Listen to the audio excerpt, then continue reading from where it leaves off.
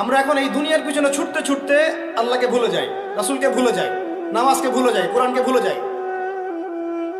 এটাই সবচেয়ে সমস্যা আমাদের, এইটাই সবচেয়ে বড় সমস্যা।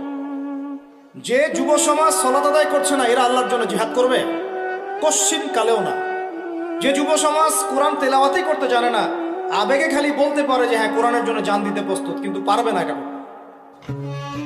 যে যুব সমাজ হারাম সম্পর্ক থেকে বের হতে পারছেন না, কিভাবে চিন্তা করলেন যে আপনি বাইতুল মুকাদ্দাস জয় করবেন?